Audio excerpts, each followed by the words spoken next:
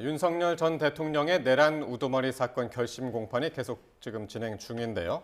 특검이 조금 전에 윤 전 대통령에 대해서 사형을 구형했습니다. 네, 이 결심 공판의 주요 쟁점 서정빈, 김성수 변호사 두 분과 함께 짚어보도록 하겠습니다. 어서 오십시오. 안녕하십니까. 안녕하세요. 오늘도 워낙 긴 시간 동안 이제 재판이 진행이 돼서 구형이 언제 될까 그랬는데 재판 시작한 지 12시간 만에 이제 구형이 나왔습니다. 사형 구형이었는데 두 분 어떻게 예상을 하셨는지 모르겠네요. 예. 네, 일단 저는 방금 전까지 이제 구형이 나오기 전까지만 하더라도 특검에서는 사형보다는 무기징역형을 구형하지 않을까 그 가능성이 좀 더 높다라고 생각을 하고 있었습니다. 예. 이제 아무래도 그 전의 사례를 비교를 해야 될 테고 그렇다면은 결국에는 전두환 씨에 대한 그 판결례를 조금 참고를 하지 않았을까. 이제 사안을 비교하자면은 당시에는 독재 국가라는 그런 결과까지 또 이어졌었고 또 한편으로는 국민적인 희생 역시 또 훨씬 더 컸기 때문에 그때 사건에서 무기징역형이 선고가 되어 확정이 되었다라고 한다면 이번 사건에서도 사형을 구형하는 것은 조금 어렵지 않나라는 판단을 했었습니다.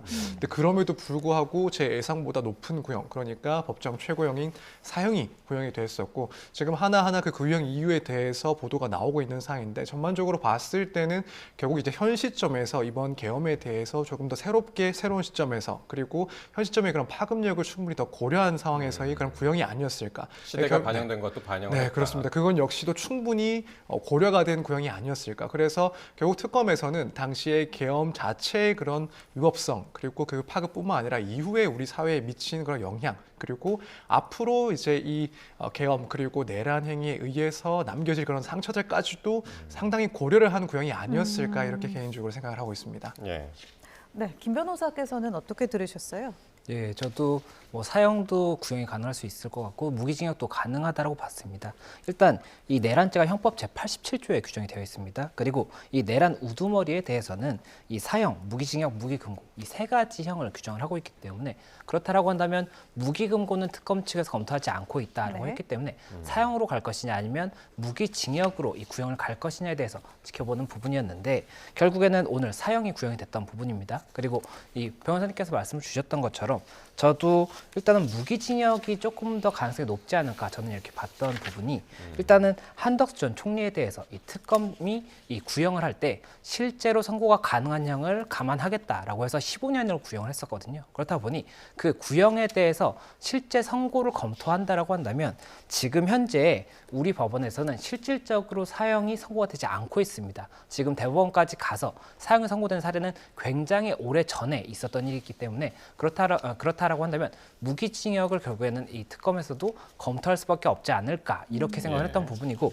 또 한 가지가 이 전두환 전 대통령 이 사례를 보면 이 전두환 전 대통령 그리고 이 노태우 전 대통령이 이 당시에 내란과 관련한 이런 혐의로 재판이 있었습니다. 그리고 그때 당시에도 1심에서 이 검찰이 사형 그리고 무기징역을 각각 이제 구형을 했었는데 이 대법원에서 확정됐던 이 판단을 보면 이 무기징역 전두환 전 대통령에 대해서는 무기징역이 확정이 됐었고 노태우 전 대통령에 대해서는 17년형이 확정이 됐었기 때문에 그런 부분을 감안한다라고 한다면 아무래도 무기징역의 구형이 가능하지 않을까라고 봤었는데 이 사형을 했던 부분은 아무래도 이런 부분이 있는 것 같습니다. 지금 현재 다른 피고인들이 내란의 중요 임무 종사 혐의입니다. 그러면 내란의 중요 임무 종사보다 우두머리가 당연히 그 형이 더 높아야 된다. 이런 부분 차등을 두는 것을 감안해서 이 무기징역을 주요 종사자들에게 그리고 이 우두머리에 대해서는 사형을 구형한 것이 아닌가 생각이 되고 또 여기서 저희가 봐야 되는 부분은 이 부분은 구형일 뿐입니다. 이 특검에서는 이 부분 유죄가 있고 이에 대해서 양형을 이 정도로 해달라라고 재판부에 요청을 한 것이기 때문에 재판부가 이에 기속되는 것은 아니고 다만 이 부분에 대해서 지금 현재 특검의 관점이 어떠하다를 볼 수 있는 이런 부분이었고 법원에서 그것을 어떻게 판단할지 특히나 이것이 결국에는 대법원까지 가서 확정이 어떻게 되는지까지도 봐야 되는 부분이기 때문에 이것은 저희가 구분해서 보는 것이 좋을 것 같다 이렇게 말씀드릴 수 있을 것 같습니다. 네. 그러니까 두 분 다 사형은 예상을 안 하셨던 것 같고 좀 더 비중을 두자면 무기징역이 이제 더 비중을 두었었는데 오늘 어쨌든 이제 특검에서는 사형을 구형을 했고요. 그러니까 왜 그러면은 구형을 했나? 이 구형하기 전에 이제 그 양형 이유를 이제 설명을 했지 않습니까? 그 양형 이유를 조금 하나둘씩 살펴보자면 윤 전 대통령이 장기 집권을 위해서 국가 권력을 재편하려 한 내란 범행이다. 이러면서 이제 강도 높게 비판했단 말이에요. 양형 이유 부분은 어떻게 들으셨습니까? 일단 하나하나 지금 이야기들이 나오는 거 봤을 때 사안의 심각성 정체를 상당히 중대하게 봤던 것으로 보입니다. 이제 말씀하신 것처럼 일단 이 비상계엄의 목적이 무엇이었느냐 이 부분부터도 상당히 중요했던 것으로 보이는데 특검에서 이 종합적인 사정들을 고려했을 때는 결국에는 장기 집권, 그러니까 윤 전 대통령이 주장하는 것과 같은 그런 경고성의 메시지가 아니라 결국에는 독재를 하기 위한 수단이었다라는 점을 강조를 했습니다. 그래서 비록 일시적으로 끝난 것은 사실이긴 하지만 실제로 발생할 수 있었던 그런 위험성은 상당히 컸다. 그리고 앞서 전두환 씨의 그런 내란 사태, 계엄 사태와 관련해서도 비교할 수 있을 정도의 중대한 사안이었다라는 점을 다시 한번 좀 강조를 했던 것 같습니다. 예. 이제 그것 말고도 이제 헌법 수호 의무 정신을 정면으로 배신을 했던 대통령의 행위였고 또 한편으로는 이 반헌법적인 반국가적인 그런 행위였다라고 또 규정을 짓기도 했습니다. 그래서 이제 아무래도 국가의 수반으로서 행정부의 수반으로서 헌법의 수호 의무를 가장 먼저 질 수밖에 없는 그런 대통령이 정면으로 이 헌법 질서를 부인했다라는 점 역시도 양형에 있어서 상당히 중요하게 고민을 했다라는 그런 판단으로 읽힙니다. 그 밖에도 지금 양형과 관련해서 여러 이야기들 중에서 이 반성이 존재하지 않는다 이런 내용도 있었던 것으로 보입니다. 사실 이 부분은 그동안 이 재판이 중계가 되면서 저를 비롯한 많은 분들도 사실 조금 인식을 하지 않았을까라는 부분들입니다. 특히나 법리적인 부분들 충분히 피고인의 입장에서 경중을 떠나 다 주장을 할 수 있다고 보는데 사실 그런 과정에서 증인들의 그런 증언들의 신빙성을 탄핵하는 모습이 비교적 합리적인 비판이라기보다는 상당히 좀 일방적이고 또는 이해하기 힘든 그런 지점들을 공격하는 모습도 보였고 특히나 이제 윤 전 대통령의 입장에서 이 출석한 증인들에 대해서 일부 책임을 미룬 듯한 그런 모습도 상당히 보여졌습니다. 결국에는 이런 주장 내용뿐만 아니라 재판 과정에서 비추어지는 모습을 봤을 때는 결코 양형에 있어서 좋게 평가할 수 없다는 점 역시도 특검에서는 상당히 강조했던 것으로 보입니다. 그래서 전반적으로는 이 사안의 중대성 그것뿐만 아니라 또 한편으로는 이 재판 과정에서 윤 전 대통령이 보였던 그런 태도 역시도 양형을 판단하는 데 있어서 구형을 정하는 데 있어서 상당히 좀 검토가 되지 않았을까 이렇게 보여집니다. 네, 그런 내용을 종합했을 때 이제 저희도 밖에서 들으면서 특검의 구형이 어느 정도 좀 짐작이 된 부분이라고 한다면 이제 전두환 세력보다 훨씬 더 엄정하게 단죄해야 한다 이런 부분이 아니었을까 싶습니다. 이런 부분이 이제 죄질이 어떻게 보면 좀 더 나쁘다 이런 취지로 이제 읽히는 대목이잖아요. 예, 맞습니다. 말씀 주신 것처럼 이 전두환 전 대통령에 관한 언급을 하면서 이후에 이제 구형이 나오는 부분이었기 때문에 그렇다라고 한다면 이 검찰의 당시 전두환 전 대통령에 대한 1심 구형이 사형이었습니다. 네, 그리고 잠시만요. 저희가 지금 말씀 듣는 사이 청와대에서 이번 내란 특검의 구형에 대한 언급이 나왔습니다. 예. 네, 청와대 대변인실에서 나온 소식인데요. 청와대는 내란 특검의 구형에 대해서 사법부가 법과 원칙, 국민 눈높이에 부합해서 판결할 것으로 본다라는 입장이 조금 전 나왔습니다. 예. 구형은 이제 사형을 구형을 했고 특검이 구형을 했고 사법부가 최종적으로 이제 선고를 이야기하는 것 같은데요. 사법부가 법과 원칙, 국민 눈높이에 부합하여 판결할 것으로 본다라고 이야기를 했습니다. 상당히 이제 원론적인 이야기처럼 들리지만은 어쨌든 내용이 있는 그런 네.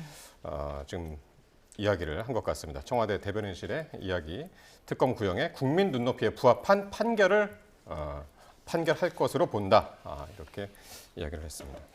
네, 계속 여쭤보고 있었던 부분이 이제 군사 반란으로 정권을 탈취했던 게 전두환 신군부인데 오히려 헌법으로 이제 적법하게 선출된 권력이 이 권력을 계속해서 이어가기 위해서 이제 내란을 했다. 이 부분에서 이제 특검이 좀 더 죄질을 나쁘게 봤다. 이렇게 좀 이해를 해도 되는 걸까요? 예, 아무래도 그런 부분을 언급했던 것이 결국에는 이 사회의 분위기의 변화라든지 그리고 현재 이 행정부라든지 이 삼권 분립 이런 부분들이 조금 더 확고해졌다 이런 부분을 강조한 것이 아닌가 생각이 됩니다. 그리고 그 부분 더 중하다라고 이야기를 했기 때문에 이 최종 선거가 이 전두환 전 대통령 같은 경우가 무기징역이라고 말씀을 드렸지 않습니까? 예. 그러면 그보다 더 중하다라는 것은 사형을 구형하겠다라고 볼 수가 있는 부분이었기 때문에 그 부분을 알 수 있는 그런 내용이 아니었나 생각이 됩니다. 예. 그리고 현재 결국에는 재판부에서 이제 판단을 해야 되는 부분이 된 겁니다. 그래서 청와대에서도 사법부가 이 법과 원칙 그리고 국민의 눈높이에 맞춰서 판결을 할 것을 기대하겠다라고 이야기를 했는데 이렇게 되면 이제 재판부에서 보는 것은 어떤 것이냐면 지금 현재 이 계엄을 선포하고 이와 관련한 부가적인 행위가 결국에는 이 내란에 해당하는지 이것을 봐야 되는 것이고 이 형법 87조의 내란에 이 규정을 보면 결국에는 이 국가 권력을 배제할 목적이라든지 아니면 국헌 문란의 목적으로 폭동을 일으킨 것을 내란이라고 지금 법에서는 규정을 하고 있습니다. 그리고 판례에서도 이와 유사하게 판단을 하고 있기 때문에 결국에는 이 윤 전 대통령의 이 행위가 실제로 이 내란에 해당할 수 있는 것인지 아니면은 윤 전 대통령 측에서는 지금 현재 이것이 대통령의 독자적인 이 통치 행위로서의 판단이었다라고 이야기를 하고 있기 때문에 예. 이런 부분에 해당할 수 있는 것인지 그리고 실제 사실관계에 있어서 폭동으로 볼 수 있는 사실관계가 있는 것인지 이런 것들을 봐야 되는 상황이 됐기 때문에 일단 오늘의 구형에서는 지금 현재 이것은 특검이 이 부분 유죄를 전제하고 또 현재 양형 사유에 대해서도 이런 부분이 있기 때문에 재판부에 이 부분에 대해서 사형을 선고해 달라라고 요청을 한 것이고 이에 대해서 재판부가 어떻게 판단할 것인지를 봐야 되는 단계에 이르렀다. 결국에는 공이 이제는 법원으로 넘어간 그런 시기다라는 것을 볼 수 있는 겁니다. 예. 그러니까 국헌 문란을 목적으로 폭동을 일으켰느냐 이 부분을 이제 주의 깊게 볼 것이다라고 말씀을 하셨는데 그것과 좀 연관이 될 수도 있을 것 같은데 노상원 전 정보사령관의 수첩을 근거로 해서 윤 전 대통령이 이미 2023년 10월 이전에 비상계엄은 2024년 12월이었는데 그보다 훨씬 전 14개월 전부터 계엄을 준비해 왔다. 이런 목적을 갖고 있었다. 이렇게 재판부가 이걸 어떻게 보느냐 이것도 상당히 이제 중요할 것 같습니다. 네, 그렇습니다. 사실 이 부분 관련해서 이제 공소장 변경과도 약간 논란이 있었고 윤 전 대통령 측에서는 이런 내용으로 공소장을 변경한다라고 한다면 재판을 네. 처음부터 다시 시작해야 된다라는 그런 주장을 하게 되었습니다. 특검 입장에서 앞서 설명을 해주신 것처럼 애초에 공소장에 적혀있던 시기보다도 훨씬 더 앞당긴 그 시점에서 이 계엄 그리고 내란에 대한 그런 모의가 있었다라고 판단을 했고요.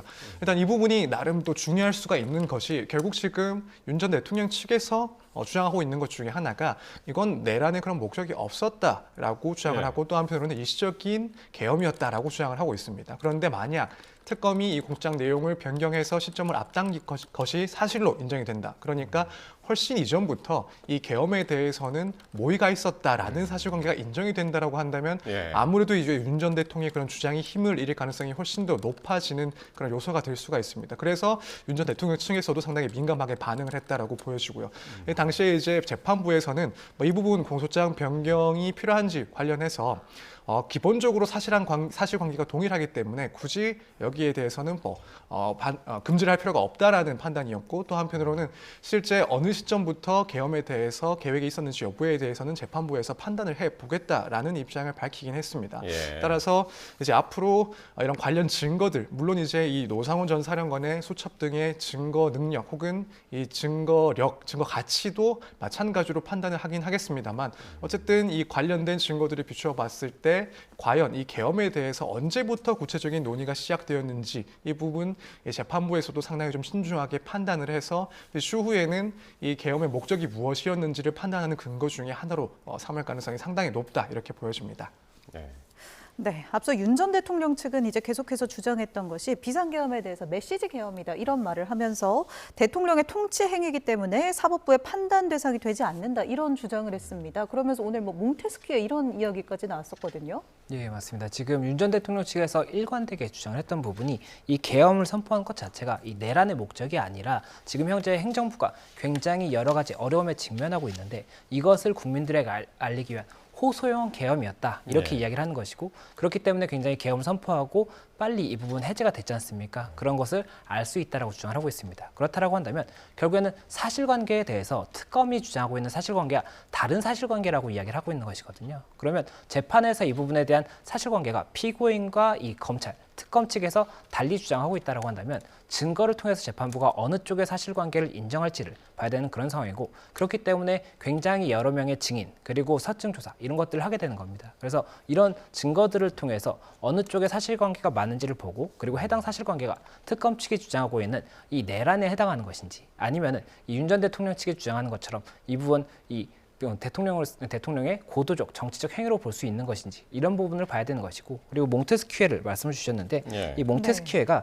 이 프랑스의 철학자입니다. 이 삼권 분립을 처음 정립했다라고 알려져 있는 프랑스 철학자인데 이 삼권 분립이라는 것이 그런 거지 않습니까? 지금 사법부, 행정부, 입법부 이렇게 있습니다. 그래서 입법부가 국회라고 할 수가 있는 것이고 사법부가 법원입니다. 그리고 행정부가 우리가 알고 있는 정부입니다. 그리고 이 삼권을 분리를 해서 이 서로 간의 견제를 하게 하는 것이 결국 가장 국민들에게 이롭다라고 이야기를 했던 것인데 이 부분을 이 강조하게 된 이유가 결국에는 행정부, 윤 전 대통령은 지금 행정부의 수장이었던 겁니다. 정부의 수장을 이 사법부 어떤 정치적 행위를 한 이런 부분에 대해서 이것을 사법부, 법원이 판단하는 것은 부적절하다 이렇게 주장을 네. 하고 있는 것이기 때문에 이 부분 이야기가 됐던 것인데 다만 우리 대법원은 이 대통령의 고도의 통치행위라고 하더라도 이 부분 그 정도에 따라서는 사법부의 심판의 대상이 될 수 있다 이렇게 판단했던 사례가 있기 때문에 이것이 이번 판단에서 이 법원에서 어떻게 볼지 이것도 봐야 되는 그런 부분이 아닌가 생각이 듭니다. 그러니까 계속해서 윤 전 대통령이 주장했던 것이 이제 이건 대통령의 고유한 통치 행위다였는데 여기에 이제 몽테스키의 그 삼권 분립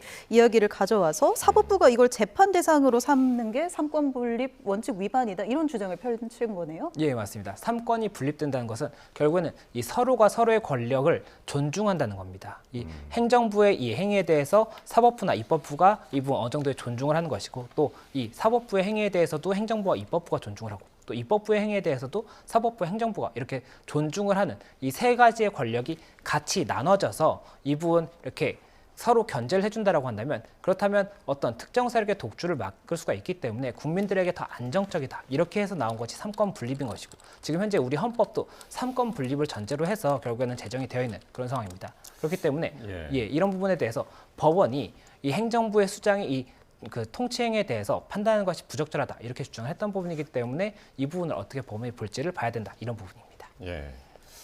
언뜻 들으면은 진짜 말도 안 되는 내용이죠. 뭐 전두환 노태우 뭐 그때도 이미 저희는 이제 판례가 있었고 그런데 이제 이런 얘기도 했습니다. 윤 전 대통령 측이 미국의 경우를 예를 들었는데 미국의 경우는 67차례 계엄 선포가 이루어졌었다. 하지만 사법심사 전례가 없다. 라고 주장했어요. 이게 같은 얘기 같아요. 이 몽테스키어 얘기하면서 삼권 분립 얘기하면서. 네, 결국에는 이제 주장하고 싶어하는 그런 요지는 대통령의 그런 고도의 정치적인 행위라고 볼 수 있는 계엄에 대해서 이론적으로는 통치 행위에 해당하기 때문에 삼권 분립 원칙상 판단할 수가 없다라는 거고 또 실무적으로는 미국 사례를 들면서 미국 같은 경우에도 이 계엄 선포에 대해서는 사법적인 심사를 하지 않는다라는 주장으로서 뭐 사실상 궤를 같이 하는 내용으로 보입니다.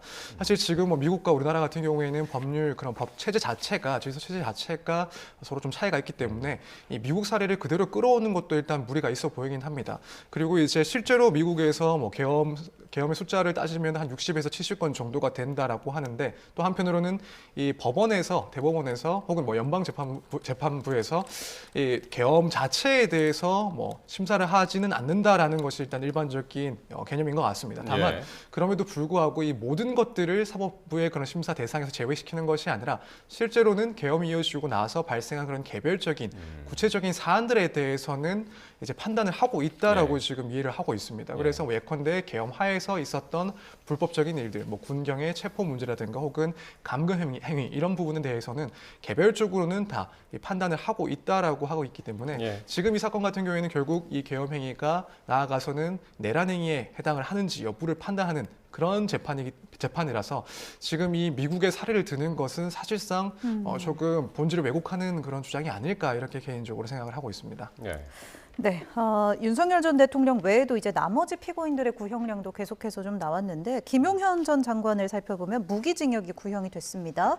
무기징역, 윤 전 대통령 못지않게 큰 책임이 있다는 판단이겠죠? 예, 맞습니다. 이 내란죄 이제 형법 87조를 보면 이 내란죄의 우두머리에 대해서 사형, 무기징역, 무기금고가 규정이 돼 있습니다. 그리고 중요임무 종사자에 대해서는 사형, 무기징역 그리고 5년 이상의 유기징역 등이 이제 규정이 되어 있기 때문에 그렇다라고 한다면 이 부분에 대해서도 무기징역이 선고될 수 있다라는 이야기를 이제 할 수가 있는 것이고 특히나 중요임무 종사에 대해서 그 종사의 범위가 굉장히 크고 그 행위가 중요했다라고 한다면 당연히 무기징역도 검토가 될 수가 있는 그런 부분이기 때문에 특검 측에서 봤을 때는 이 김용현 전 장관이 이 중요임무 종사자로서 특히나 책임이 중한 피고인이다 이렇게 본 것이다라고 설명할 수 있는 그런 부분인 것 같습니다. 그리고 노상원 전 사령관한테는 징역 30년을 구형했습니다. 조금 전에도 이제 노상원 수첩 이야기를 해드렸습니다만은 상당히 이제 중형을 구형한 것 같고 그리고 조지호 전 경찰청장에 대해서는 징역 20년 그리고 김봉식 전 서울경찰청장에 대해서는 15년 그 김용군 그 3군 사령부의 이제 헌병대장이었죠. 김용군 헌병대장에 대해서는 징역 몇 년째? 10년이 구형됐고요. 예. 목현태 전 국회 경비대장에게는 징역 12년이 구형이 됐습니다. 예. 대부분의 가담자들이 10년 이상형을 이제 모두 받았네요. 그렇습니다. 네. 그 중에서도 이제 노상원 전 사령관이 상당히 눈에 띄는데 징역 30년. 이건 어떻게 해석을 하십니까? 일단 지금 다른 피고인들 같은 경우에는 뭐 공직자 신분에서 이런 네. 행위들을 했었기 때문에 네. 높은 구형을 한다라는 것은 충분히 짐작을 할 수가 있는 부분이고 지금 민간인 신분이죠. 네, 그렇습니다. 이 민간인 신분에서 이렇게 가장 높은 구형 중에 하나를 구형받았다라는 것은 예. 일단 당연히 뭐 특검 입장에서는 이 내란 혐의 재판에 있어서 상당히 중요한 역할을 했던 인물이다라고 평가를 하고 있기 때문이다라고 생각이 됩니다.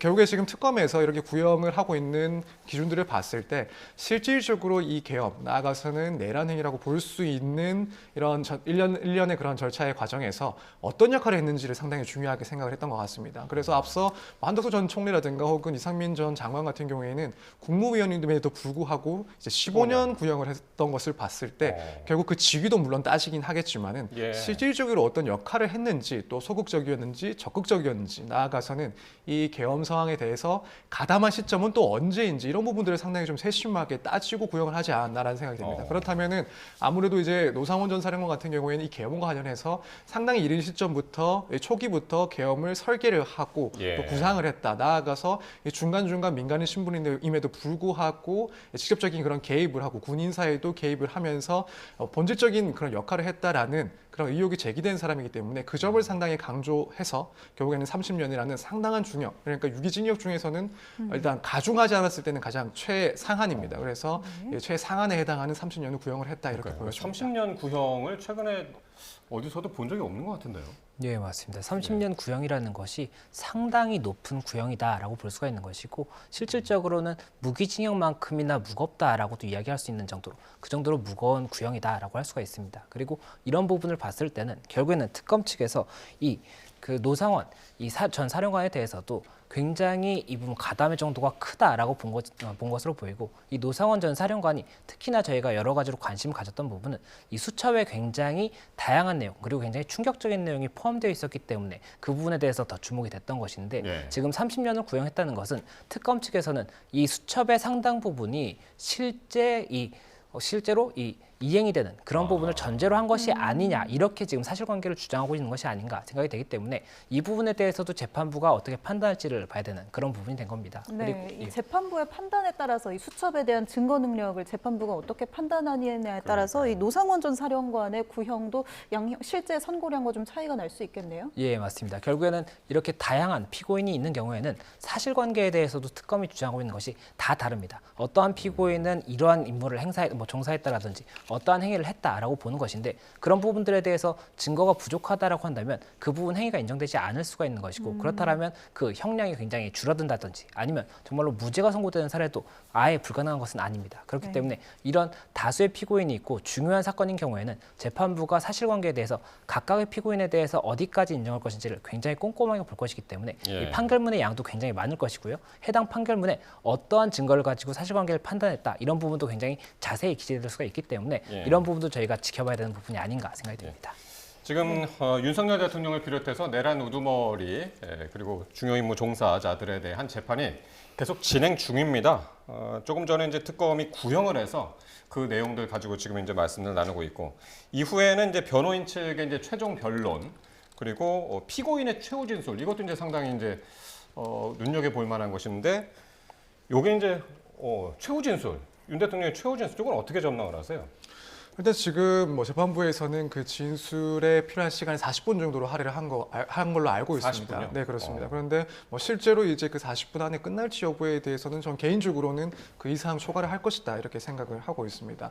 이제 아무래도 윤 전 대통령 같은 경우에는 뭐 본인의 그런 재판에 있어서는 상당히 진술을 풍부하게 또 많이 해왔던 입장이고 거기다가 이제 어떤 재판보다도 본인의 신변과 관련해서는 가장 중대한 사안에 대한 재판이기 때문에 더욱 더 할 말이 더 많다고 보지 않을까. 특히 이제 앞서 공판기일에서도 뭐 40페이지에 달하는 그런 A4 용지로 또 준비를 해왔다는 점을 봤을 때는 예. 진술할 내용이 매우 많을 것이다라고 생각이 됩니다. 그래서 일단 진술 내용도 조금 생각을 해보자면 네. 결국에는 지금까지의 과정, 그러니까 형사 재판뿐만 아니라 탄핵 심판에서 있었던 그런 주장들까지도 모두 포함을 해서 전체적으로 총망라하는 식의 그런 진술 내용들이 이어지지 않을까라는 생각이 듭니다. 물론 이제 앞서 오늘 재판 과정, 특히나 이 서정조사 과정에서도 이미 변호인단을 통해서 이런 전반적인 쟁점들, 사실은 뭐 조금 중요도 여부를 떠나서 상당히 다수의 그런 쟁점들에 대해서 사실상 변론을 한번 한 그런 사실이 있긴 하지만 뭐 그럼에도 불구하고 이 부분을 다시 한번 반복하는 그런 형식의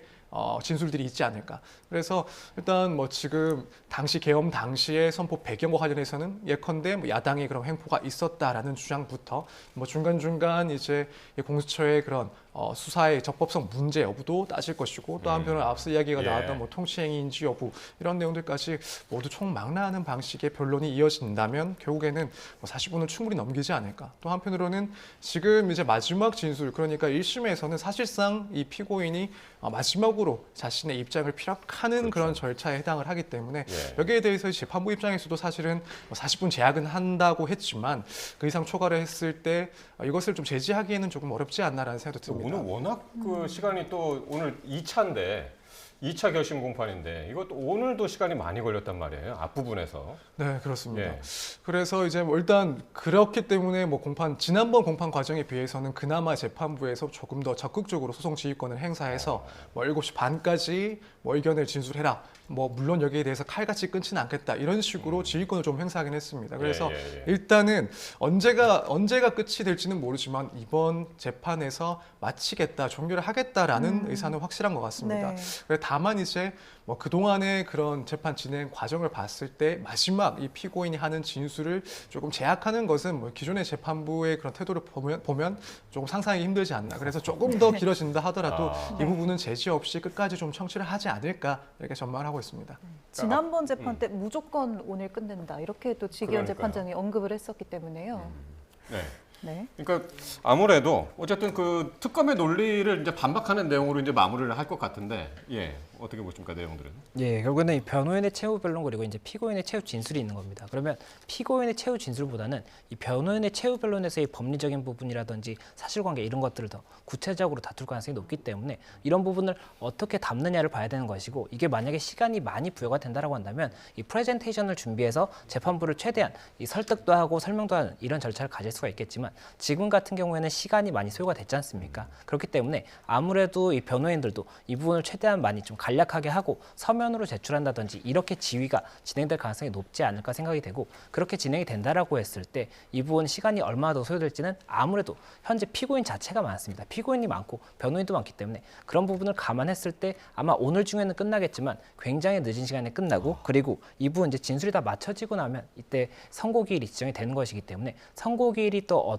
언제가 지정이 되는지를 봐야 되는 그런 상황이 된 것 같습니다. 선고기일은 어떻게 예상을 하시나요? 예, 아무래도 지금 이 법원이 2월에 인사이동이 있습니다. 그리고 만약에 재판부의 인원 중에 한 명이라도 변경이 된다라고 한다면 이 공판을 갱신해야 되는 이 절차가 있는데 이 갱신 절차가 굉장히 길어질 수가 있습니다. 그렇죠. 그렇기 때문에 아무래도 2월 중에 선고를 하고 재판부 변동을 대비하지 않을까 생각이 되기 때문에 2월 중순이나 말 정도에는 아무래도 선고가 나오지 않을까 생각이 됩니다. 2월 중순이나 말 정도 예상을 하셨습니다. 그리고 이제 최후 진술에 대해서 사실 지난 예전 대통령들의 예를 보면 아예 그 진술을 거부한 사례도 있었고 진술이 또 그렇게 길지 않은 사례도 있었는데 이번에는 다들 좀 길게 예상을 하시는 것 같아요. 특히 이제 사형, 구형을 또 이제 본인이 직접 들었기 때문에 이런 부분에서 좀 감정 변화도 있지 않을까 예상도 됩니다. 근데 저도 사실 개인적으로는 이번 구형을 듣고 윤 전 대통령 측, 그러니까 본인은 물론 변호인단도 상당히 좀 당황스럽지 않았을까라는 생각이 듭니다. 물론 뭐 특검에서 구형할 수 있는 그런 선택지는 두 가지 중에 하나였을 거기 때문에 예상은 예상할 수 있는 범위라고는 하겠지만 그럼에도 불구하고 이제 법정에서 사형이라는 구형을 들었을 때는 상당히 좀 심경의 변화가 있지 않았을까라는 생각이 듭니다. 그래서 일단 이런 부분들 때문에라도 사실 오늘 최후 진술이 조금 더 길어질 여지가 있지 않나라는 생각이 듭니다. 사실 다른 대통령들 같은 경우에는 지금 내란죄 혐의로 이렇게 재판을 받는 경우도 찾아보기가 힘들었고 그러다 보니까 그대로 비교하기는 힘들긴 합니다. 다만 이제 이 사안의 중대성을 고려했을 때 또 구형이 최고형이 또 구형 구형됐다라는 사정을 고려했을 때, 또 한편으로는 이제 검찰 출신의 법조인으로서 이 재판정에 앉아 있는 그런 피고인이다 보니까 결국 이런 내용들을 종합하자면 오늘 구형과 더불어서 상당히 진술이 더 길어질 가능성이 더 높지 않나 이렇게 보여집니다. 네. 네. 뭐 최후 진술도 잠시 뒤에 이제 내용이 나올 테고 또 직접 육성도 나올 테니까요. 그 소식 들어오면 또 여러분께 전해드리도록 하겠습니다. 네, 긴 밤이 될 것 같습니다. 서정빈, 김성수 변호사 두 분 함께했습니다. 고맙습니다.